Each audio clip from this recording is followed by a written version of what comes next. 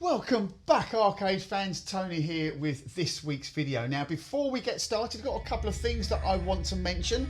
The first thing is, on some of my previous videos, I've had some comments saying I need a better microphone.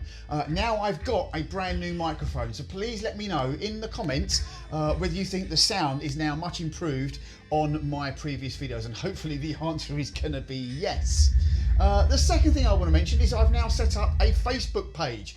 So please come along and follow me on my Facebook page. Well, obviously I'm going to have links to my YouTube videos, but extra links where we can have some extra banter. So it'd be great to see some of you over there on my Facebook page. So I'll put a link to that page in the description of this video, and it's also in the description of my YouTube homepage as well. So please, once again, come along and follow me on the page.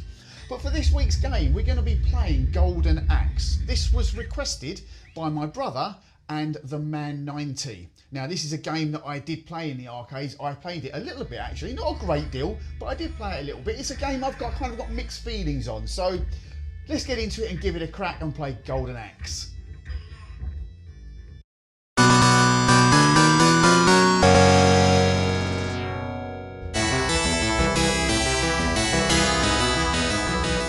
Okay, so Golden Axe, as I said, is a game that I did play in the arcade, but I'm not very good at it. It is a scrolling beat 'em up game. I'm okay at it, but I'm not particularly good at it, which is why I've been putting it off for quite a long time. I've just decided to play it now, not for any particular reason, just because I think it's now time to play this game. So let's get cracking and get into it.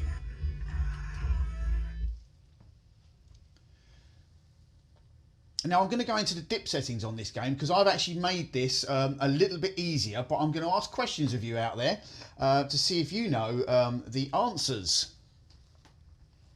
Okay, so if I actually open up the dip settings, you'll notice we just have difficulty, easy. If I scroll down to it, we've got easy, normal, hard, harder, etc. I've currently got it set on easy. Now if I actually open up the actual listing of the settings, we're going to dip switch assignments.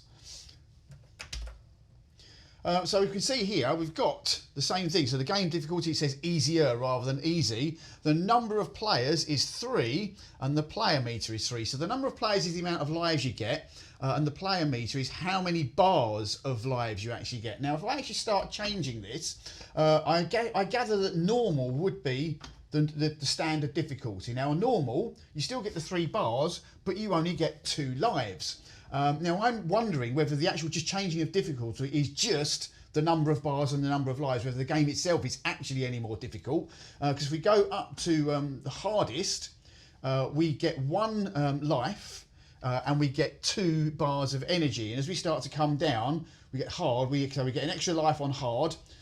Then we go down to harder, where we get 1 life, but we do get 3 bars. Then you've got normal, where you get 2 lives and 3 bars. And what I'm on, easier, 3 lives and 3 bars. And as you start to get even easier, 2 lives and 4 bars to 3 lives and 4 bars. And finally, you get 5 bars and 5 lives. Which, so is that what really just makes it easier, rather than the game itself being any easier? Let me know in the comments. But for now, let's get back into the game. So I'll be playing it on 1 credit. Obviously, I don't continue games, and the reason I've got it on the easiest setting is because I'm not very good at it, and it will get me at least that little bit further into the game. But as I say, it won't be getting me that, well, to the end anyway. So let's put my credit in, and we'll give it a go. Right, so we've got a choice of characters. Whenever you've got a choice of characters, choose whoever you like. But when there's an elf, always be the elf. That's my philosophy. But I have no idea which character is better. So let me know in the comments again, if you know how to play this game, is there a better character to be?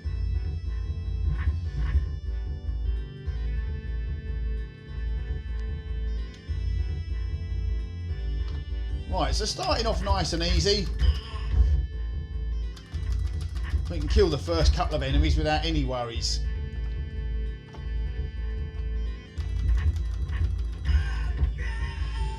Right, so the second bunch of enemies. But I do have some sort of minor issues with the game. And again, with beat 'em ups in general, or scrolling beat 'em ups, because you're like, I feel whilst I'm actually attacking one character, I'm then prone to the other one, and I have no idea how to avoid them.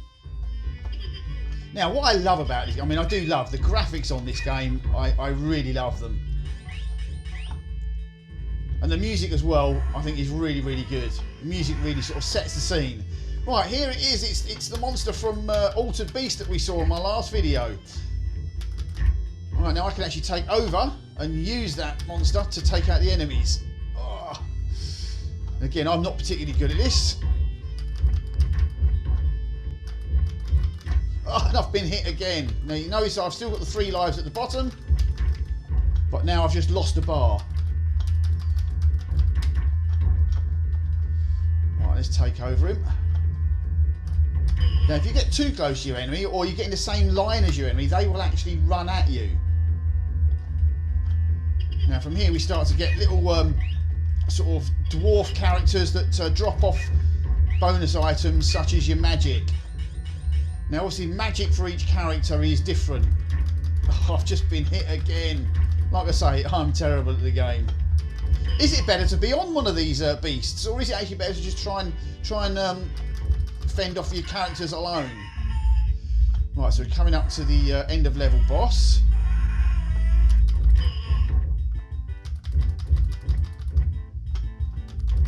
Right, now I can use my magic. So button 3 is your magic. But of course you've still got to take out the 2 bosses. Oh, you nearly ran at me then. I actually managed to avoid it, but got through that. So we do get a little, what they call a bonus stage, but it's just to increase your powers. So it's just to get some magic back, and sometimes to get some health back. So I'm going to get 2 portions of magic. Our sworn enemy, Death Adder, is in his castle. We'll take a shortcut through the turtle village, which turns out to be the back of an actual turtle.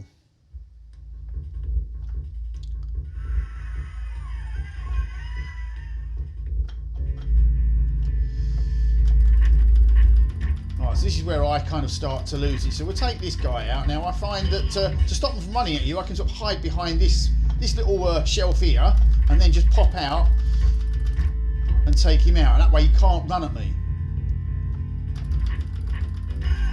Right, so the next one is probably going to run at me.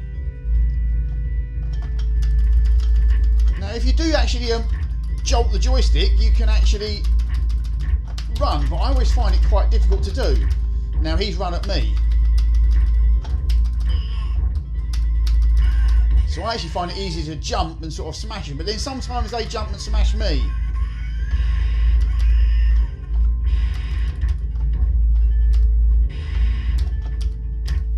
Right, I've managed to take over that one, and then hopefully we can take out our enemies again. Now again, if I stand at the edge of the screen, usually I'm safe, but I've actually allowed her to sort of get me now.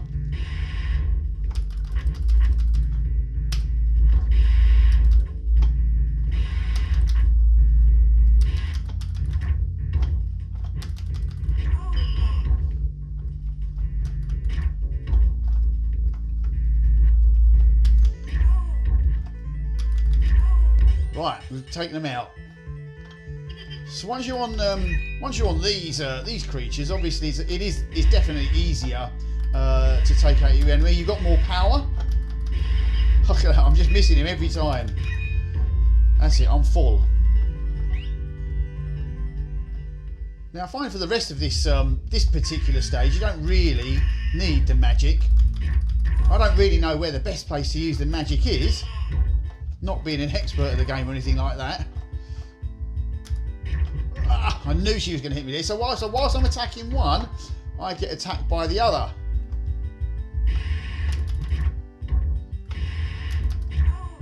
And again, she's done it again.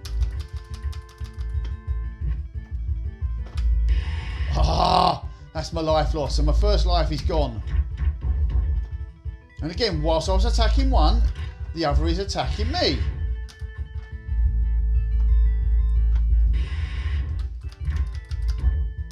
So I've been hit again. See, I just don't know how to avoid these things. I could, of course, just use my magic to get rid of them. But this is the end of the stage.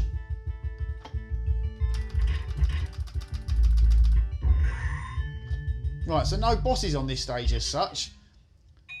Now I've lost a life, which means grabbing the food is going to do no good to me at all. So there is some food there, which would have replenished some of the bars had I lost any. But now I've got full bars, so it does nothing. So the village was on the back of a giant turtle. The turtle takes us south across the sea.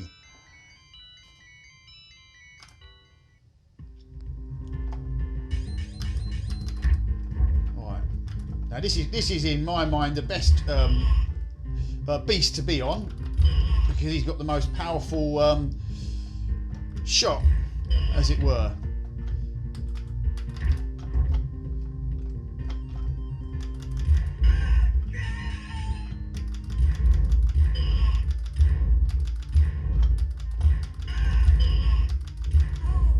So as you can see, you can take out your enemies pretty quickly using that. Right, again, so I don't really need this little dwarf character now, because I've already got full magic. So collecting it's not going to do anything. So here's the front of the turtle. Now you have to be really careful, because you can fall down this gap, which I have done in the past.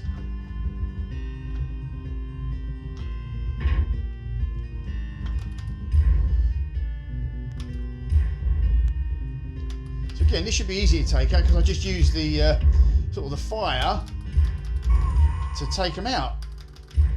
And now he's trapped, so he's going nowhere. And again, I've got all this option of magic, so I could have used it, but I didn't really need it.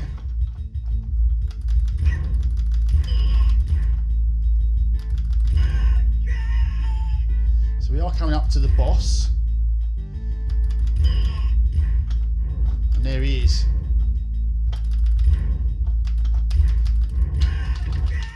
So we use our magic now.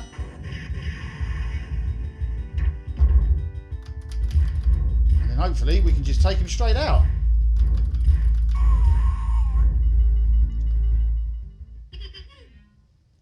So once again, we get our little bonus stage where this time I can actually at least replenish my bar and get some magic back. So now I'm back to full strength with 2 lives left. We have come in close vicinity of the castle, but the way is packed by enemy lines. We must dare the fiend's path to reach the castle. This is usually as far as I get. So I'll get so far into this level and I won't get any further. Oh, now see again, he's hit me. Once again, I can use this corner to hide when the enemy comes in. So this one on the right can't just suddenly shoot up on me.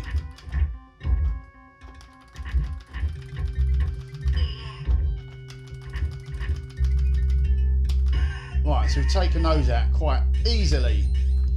But here is where it starts to get difficult. I rarely get past this piece. It's these skeletons that do. Look, skeletons get me every time. How do I avoid him? And he's done me again. There's another life. There's another life lost. So now you can see I'm failing miserably. See, without my my animals, look, there's another one. He's got me again. Straight away, I just got absolutely nowhere. I mean, I have absolutely no idea how I get past it. Now, my problem with this game is you'll notice there's no score on screen. I don't like games without score. There is a score as such. It says total score 78.5. It tells you how many players used, and my strength was 56.2. That was actually quite a poor game. And then it comes up with this chart at the end, which to me is just, it's all meaningless. It doesn't do anything for me. This is what I really don't like about it. Why couldn't they just put a normal score in the game like you would on all other games, and then have that meaningless chart at the end, which I've never really understood what it means. And there's no high score chart, so you don't actually even get to put your name in if you get a high score as such. You just walk away and that's it. No one knows who's done the best on the game. But it's a great game to play. But in the arcades, that is what put me off playing it, for the fact that there's just no sort of like measurement of how well we did, apart from how far you actually got. So what do you think? What do you think about it? Do you like the fact that it does that, or do you prefer to have scores as well? This could possibly be one of the first games, if not the first game, that kind of didn't have a score, and that is where it went from onwards from there, where people just didn't have score. Games didn't have scores on them. But say, what do you think? But that was Golden Axe. Thanks for watching, and again, try and join my Facebook page if you can, and I'll see you all soon.